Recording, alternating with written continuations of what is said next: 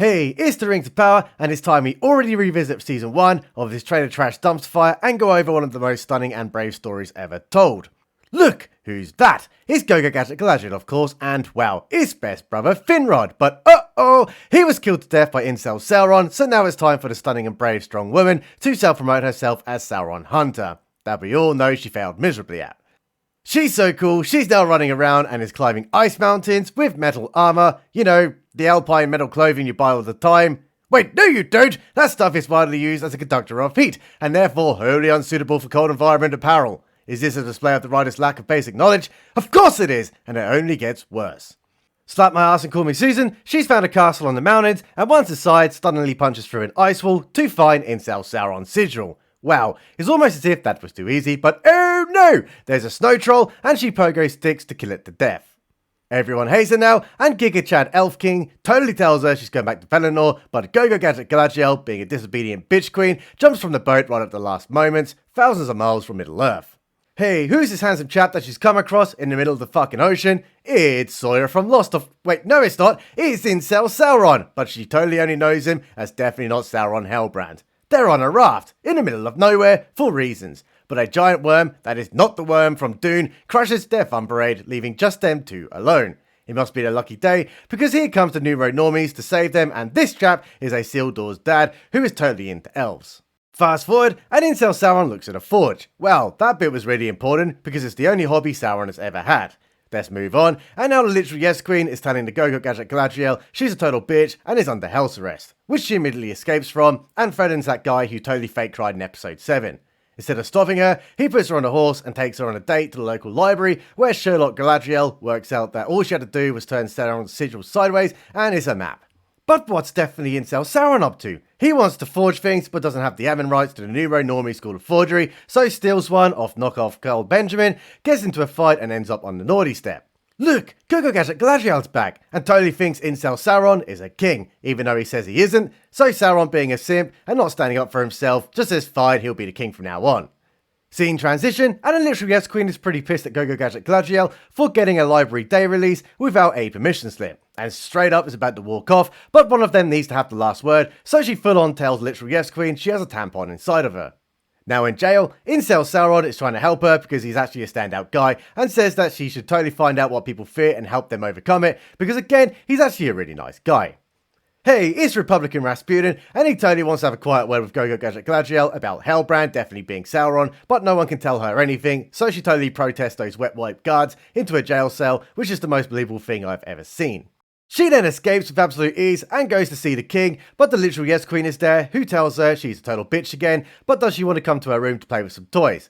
Go-Go-Gadget Galadriel says yes, and is quite disappointed that the only thing in the room is a bowling ball, and it tells her that the Numero Normies are going to die by the sea, but the sea is always right, so fuck those Numero Normies. Scene transition, and the literal yes queen is so sick of her shit she's actually going to grant the Go-Go-Gadget Galadriel her original request to leave the island after all. But wait, that tree has AIDS, so better call her back now and give her an army of 300 untrained Numero Normies. Look, incel Sauron is out of prison and is trying to earn a decent wage now that he is a reformed man, and is probably going to settle down with a woman and raise a gaggle of cellings. Might even get a dog called Patches or something, but oh no! Guards turn up saying he's got visitors, which is actually a summoning because these two guys have absolutely no idea what they're writing. Now Go-Go-Gadget Galadriel is telling incel Sauron she used everybody and that she should totally come back with her to be the king, that he literally told her that he isn't. Incel Sauron decides it's time to break it off now because he's realised just how much of a toxic little bitch she actually is. Quick backflip, and the totally not cool Go-Go-Gadget Galadriel teaches those completely useless Numero Normies how to incorrectly kill an orc. But she's lying because we all saw in episode 2 where that orc had to get beheaded to die.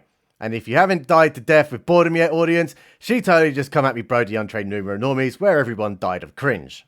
Hey, it's incel Sauron, and he's totally just chilling and enjoying his time, but oh my god, here comes the 5'2" Go-Go Midget Galadriel, who totally wants to make up for revealing that she's a using bitch. But incel Sauron is trying to explain that he wants to stay, and he actually has a bit of a bad past, and just wants to be in peace. Well, call out Joe Biden, because Go-Go-Gadget Galadriel completely forgets what he just said, and pressures poor incel Sauron to come to Middle-earth, even though he has continuously maintained his position. Therefore, anything that happens from this point is entirely Galadriel's fault.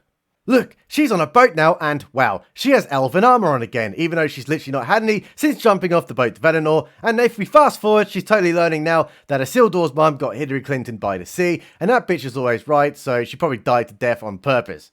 But wait, she's on a horse now, and wow, totally Deus Ex Machining, some guys fighting, and oh my god, there's flip character perspective, because who's that ass bowl-cut kid? Why, it's the stunning and brave, very majestic, and definitely not the cringiest moment in history, Go-Go-Gadget Galadriel. Better go chase Jafar now, and hey, they catch up with him, and Incel Sauron is totally gonna kill Jafar, but stunningly brave Go-Go-Gadget Galadriel says don't. Fast forward, and they're in a barn now where she goes full on 1940s Germany and tells Jafar she's going to genocide the orcs, even though the orcs just want a place to live and are probably standout guys trying to make a living and raise their orclings. Wow, what a great diplomat. She's so good at negotiating, she's going to kill Jafar now, even though she literally just said she wasn't going to kill him, but lucky for the only interesting character in the show, Incel Sauron stops her. Oh my god, what's going on? Looks like Mount Doom just blew its load, and that massive pyroclastic flow is totally going to kill her, because we can clearly see the billowing fires within that giant cloud of superheated gas, ash and rock, but joke's on you, dumb stupid head audience, she survived fine by casting a spell of Cheeto protection. Hey, it's Bowl-Cut Kid, and instead of staying to help with all the injured, they literally fuck off into the forest. Better hide from those orcs, and look, she's stunningly telling Bowl-Cut Kid that Celeborn is totally missing and assumed dead, even though we know he's absolutely alive because we've all seen the films. But did I also mention she gave a sword to a kid with no combat experience? Shut the front door! Incel Sauron is still alive and somehow had a lance injury off screen, which makes no sense, including the fact that he totally looks injured but can walk fine. Off to get elvish medicine now, and look, they've made it to Eregion in 6 days. Hey, here comes the cute bit, because Rainbow Hairspray Elrond is totally simping in a platonic way that Go-Go-Gadget Galadriel is the most funny and smart woman of power he has ever met.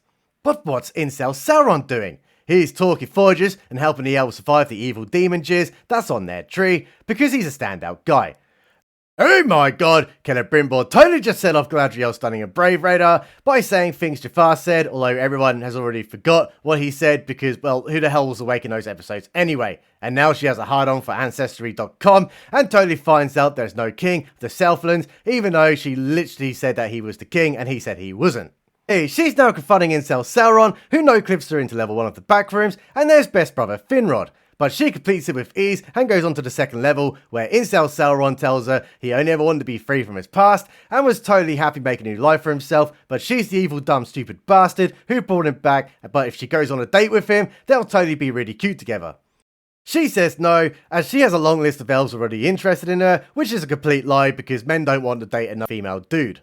Look, now Sauron is gone, and Go-Go-Gadget Galadriel knows full well there's something fishy about those rings. But she still gives the managerial approval and totally has a ring that stops that sticky black demon jizz on their tree.